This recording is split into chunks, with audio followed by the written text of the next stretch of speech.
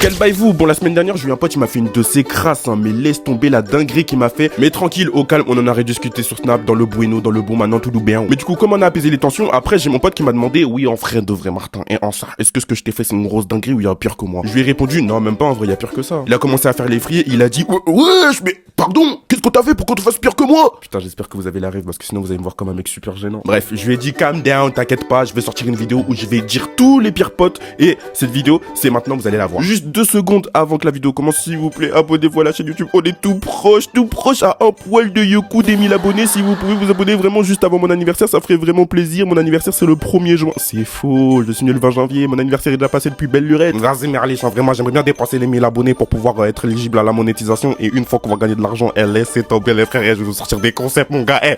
T'as Mister Peace, la vérité. Les BDG. Je pense sincèrement que les potes BDG sont vraiment les pires sourasses que cette terre n'ait jamais connues. Bon, peut-être que je baxe, peut-être que j'abuse, mais on n'est pas loin quand même. Parce qu'en fait, eux, c'est 2 paires. C'est en même temps, ils aiment trop les raclis et du coup, ils te mettent sur le teco, ils te mettent sur le côté.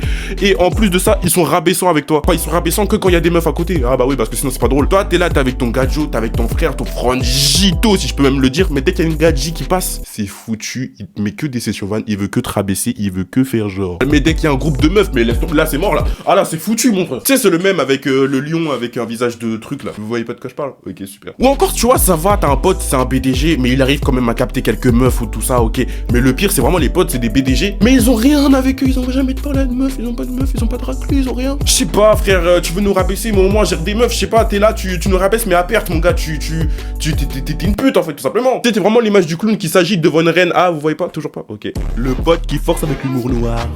Les potes qui basent tout leur humour sur l'humour noir, vraiment, vous êtes un peu gênants, vous voyez pas que vous vous forcez un petit peu, vous cassez pas un peu les couilles là, vous vous sentez pas? Et j'englobe aussi tous ces potes qui basent leur humour que sur de l'humour de racisme, antisémite, sexiste, tout ça. Je sais pas, wesh, innove un petit peu, on a compris, t'aimes pas les arabes, t'aimes pas les noirs, haha, comme c'est marrant, c'est drôle, hein, c'est humour, sans disant, c'est humour. C'est l'humour du tonton H là. J'ai jamais trouvé ça drôle, personnellement, hein. Je le dis maintenant, j'ai jamais trouvé ça drôle, j'ai toujours fait semblant, je pense, mais au bout d'un moment, on peut se le dire, on peut être honnête, j'ai arrêté de me cacher moi de toute façon. Et je dis même pas ça par respect des victimes, enfin, il y a aussi un peu quand même, je suis pas en train de dire qu'on crache sur les victimes, mais c'est même pas par rapport aux victimes que je dis ça, c'est juste pour le simple fait que c'est pas drôle en fait, juste. Et en plus, ce genre de gars, ils ont le supplément, parce que ça part toujours avec du supplément, hein. C'est comme le pote BDG qui a le supplément rabaisseur, le pote qui a l'humour noir et l'humour raciste, antisémite, sexiste, je sais pas quoi, il a le supplément de forceur en fait. Dès qu'il fait une blague et que personne rigole ou que personne le calcule, ils refont la blague encore et encore jusqu'à ce qu'il y ait une réaction. Oula, je l'ai pas dit, c'était pas assez fluide. Jusqu'à ce qu'il y ait une réaction. Voilà, là c'était mieux.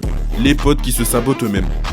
Moi, vraiment, les potes qui m'énervent le plus, c'est pas les potes qui sont chiants, qui sont rabaissants, qui te... nanana. Ça encore, vas-y, tranquille. Moi, les potes qui m'énervent le plus, ce sont ceux qui se rabaissent eux-mêmes, en fait. Pour remise en contexte pour toutes les personnes qui n'ont pas compris, je pense qu'on a tous connu ce pote qui était foncièrement excellent, qui était vraiment parfait sur tous les points, mais qui s'est auto-nerf tout seul, en fait. Ton poteau, vraiment, il était frais, il était drôle, il était intelligent, il était fort, il était fou, fort au foot, il était vraiment excellent, ce mec.